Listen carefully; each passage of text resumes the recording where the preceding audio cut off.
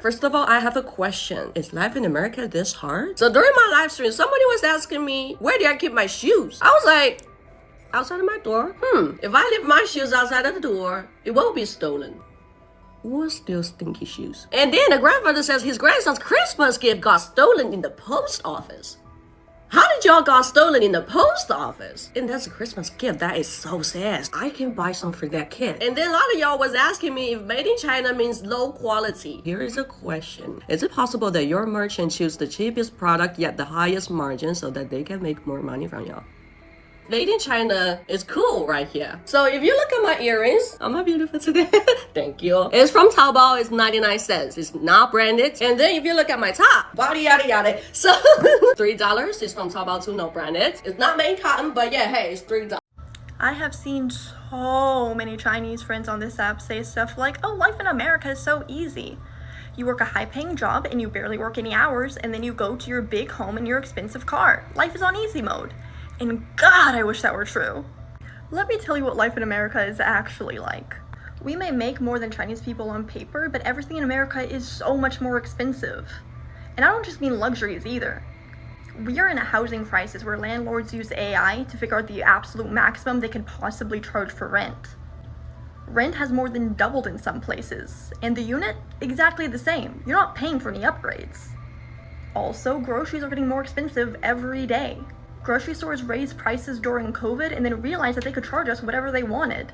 At the end of the day, we have to buy food or we starve to death. That's why you see Americans so shocked at videos of Chinese people going grocery shopping. Food prices have increased by almost 30% in the past 5 years. Wait a minute. In communist China, you only pay property tax one time and you own your home for a lifetime? Wait a minute. In China, you only pay tax one time on your vehicle and you don't have to replate it every year? Wait a minute. If you make under a certain amount of money, you don't pay income tax? They take your share from the very rich elite? Wait a minute now. For $20 US, you can buy a week's worth of groceries? Hold up.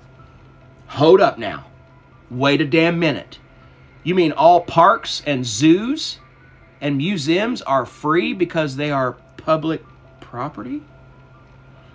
Wait a damn minute here. I'm starting to understand why our government wants us to stay far, far away from them. But what makes this exchange truly remarkable is how Red Note is dismantling the long-standing walls of misunderstanding that have separated these two nations for decades. The US are dumb enough to believe what their government tells them.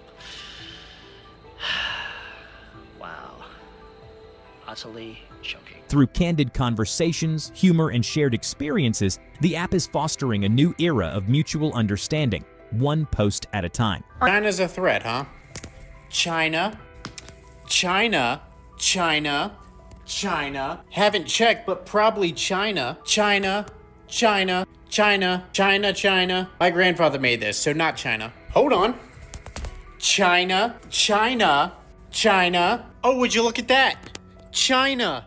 This rug, China. This rug, China. All of these, probably China. Let's go upstairs. China.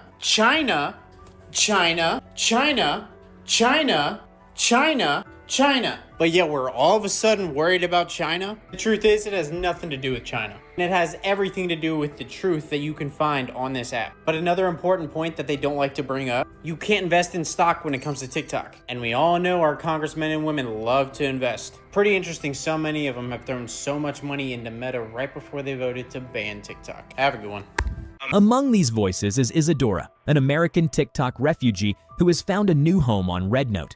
She's become a beacon of this cultural shift, sharing her journey of unlearning long-held biases and embracing a more nuanced understanding of the world. China. So I've been watching the videos going back and forth, and because I'm older, I read the comments. And I think it would take somebody from my generation to kind of clarify a few things, because we're not afraid to just say it like it is. Our countries have been in competition for a long time. We both know that. And we've closed We've been closed off from each other, and we each have our own perspective of each other. When we moved over here, we didn't know what to expect, and what we found was an emotional, warm welcome, which was probably what most of us didn't expect. My younger generations are crying from a place of love and appreciation, not from a place of weakness. Our emotions are our greatest asset, and also our greatest weakness. And somehow there has to be a balance in between. Some of us have found it, others have not. The beautiful thing is, we're learning, we're growing, and we're finally becoming friends. Her story, like so many others on the app, is a testament to the power of connection, and a reminder that the walls between us are far more fragile than they seem. You guys, it makes me want to cry. It makes me want to cry because our government has villainized you guys for so long. It makes me very sad. We are all friends. It literally makes me so sad. America is looking more and more like a third world country. Take a look at some of these photos of the New York City subways. They look nothing like a first world country. Now compare these photos to photos of subways in other major cities in the world. Dubai, Stockholm, Singapore, Tokyo, Warsaw, or even Moscow. Or China. It's called investing in your public infrastructure, son. Now, America is richer than all of these countries, so it's not a wealth problem. It's a people problem. Bruh. No, it's quite literally a wealth problem. It's a matter of where that wealth is going. New York City is home to some of the richest people in the world. You're surrounded by wealth. Giant skyscrapers, ludicrously wealthy Wall Street investors. That is where the wealth of our country is being funneled. But under our unregulated capitalist system, everywhere that wealth accumulates, poverty accumulates as well. And we don't invest anything in taking care of our public infrastructure or taking care of our people, so you end up with things like a lot of homeless people in the subway, despite the fact that we're the richest country in the world. We don't use our country's wealth to take care of our people. It's a wealth problem, not a people problem. You're not got a problem with people like you saying that it's a problem with the people. Stories like these remind us how powerful such digital connections can be. If you enjoyed this journey of breaking stereotypes, hit that like button and make sure to subscribe to Trend Feed for more eye-opening stories.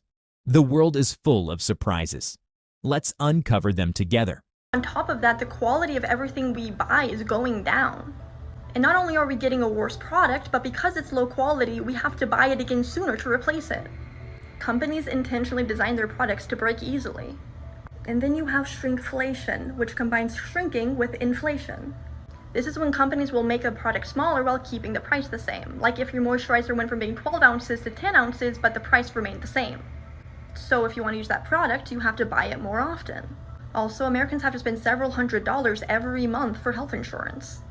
And once you do go to the doctor or hospital for whatever reason, you have what's called a copay, which is a set amount you have to pay before your health insurance will start covering it. Some copays are thousands of dollars. And on top of that, health insurance companies will do whatever they possibly can to get out of having to pay for whatever you need them to pay for.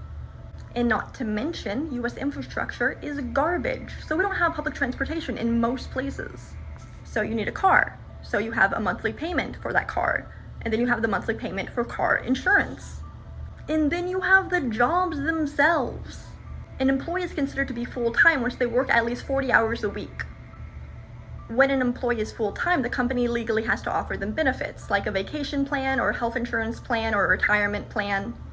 To get around this, most companies will schedule people to work about 38 hours a week. So an employee is basically full-time, but you get none of the benefits. So a lot of Americans have to work 2 or even 3 jobs just to be able to barely scrape by. Come here, let me show you something. This is my bedroom. I've been living here for about half a year and my walls are still blank. And do you know why? I can't afford to decorate it. I'm still focused on trying to finish decorating my living room. And I use either cheap decorations I get off Amazon or things that I can get secondhand. I can buy 1, maybe 2 decorations with each paycheck I get. And a lot of the times though, I can't even do that because something broke down and now suddenly I have to use my spending money on something that I already bought. And you know what the worst part is? I'm doing better than a lot of people. I am incredibly grateful for the crumbs I have. There are people who have to raise families with the wage that I'm making, and that's not even getting into the ridiculous cost of childcare in this country. And as the